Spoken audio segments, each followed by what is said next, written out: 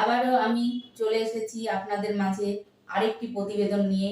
তো প্রতিবেদনটি কি চলুন দেখে নেওয়া যাক। আর এই ঘটনাটাকে উনি মিথ্যা বলে চালিয়েছেন। বৌদি, আরে ও বৌদি, আর শোনা, সন্ধ্যা আজকে যেতে বলেছে বলো তো, ওই যে নিমতলায় বেড়ির পাশে। আর যাওয়ার সময় না একটু ভালো জিনিস নিয়ে যাবে, জানো তো সন্ধ্যা আবার তোমার ওই পুলি পিঠেটা খেতে খুব ভালোবাসে। আরে ও বৌদি, আরে তোমাকে বলছি, শোনো তোমার ওই পার্টি শেপটা না আগের দিন সন্ধ্যা পুরো প্রাণ ভরে খেয়েছে, আজকে কিন্তু নিয়ে যাবে। আবার মনে থাকে জানো, ঠিক 12টা 10-এ চলে যাবে। হ্যাঁ, আসছি কিন্তু দ্বিতীয়বার বলবো না। আরে ও বৌদি, আরে জানি জানি বাড়িতে আছো জানি। শোনো, সন্ধ্যা তোমাকে একটার সময় যেতে বলেছে, বুঝলে তো? তোমার দুধ পুলি খাবে, বুঝলে? যাবে কিন্তু ঠিক সময়। সন্ধ্যা কিন্তু দেরি একদম পছন্দ করে না। আমি আসছি কিন্তু এখন। জাগো দুর্গা, জাগো রণচণ্ডী, জানো মাগো কলি, জাগো দশপ্রহরণ ধারিণী।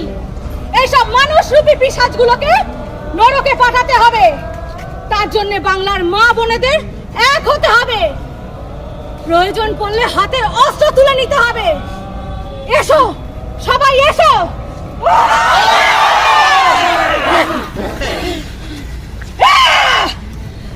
এইসব জানোয়ারদের হাত থেকে বাংলার মা বোনেদের মুক্তি চাই। কোটি কোটি টাকার হিসাব চাই।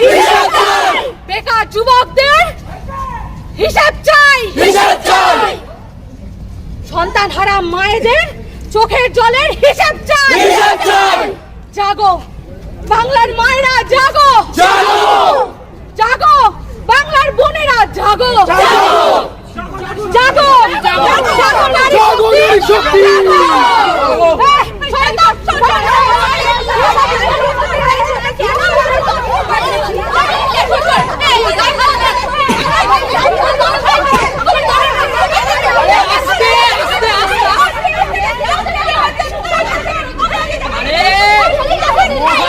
ভান্ডারের ফল সবাই পাবে। আমি দেখছি সে তো রোজগার কাজ। যাও তো, আরে তুমি একটা কাজ করো, যাও একটু করে আমার কেবিনে পাঠাও, যাও।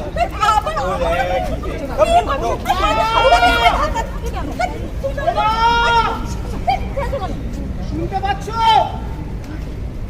আমি গুজরাট থেকে তোমার খোকা বলছি মা। কতদিন তোমার কোলে মাথা রেখে শুইনি মা, জানো মা? গতকাল রাতে কারখানায় কাজ করতে গিয়ে আমার হাতে অ্যাসিড পড়ে আমার হাত দুটো পুড়ে গেছে মা। আমার তোমার কাছে যেতে খুব ইচ্ছে করছে মা। তুমি ওই 500,000 টাকার জন্য মহালক্ষ্মীর ভান্ডারে লাইন দিয়েছো মা। আর তোমার ছেলে ভিন রাজ্যে কারখানায় কাজ করতে গিয়ে হাতে অ্যাসিড ঢেলে হাত পোড়াচ্ছে মা। আমি কতদিন তোমার হাতের রান্না খাইনি মা, কতদিন তোমার কোলে মাথা রেখে ঘুমোইনি। আজ বাংলায় যদি কাজ থাকতো তাহলে তোমার এই খোকা তোমার কোলে মাথা রেখে ঘুমোতে পারতো মা। তুমি 500,000 টাকার জন্য মহালক্ষ্মীর ভান্ডারের লাইনে দাঁড়িও না মা।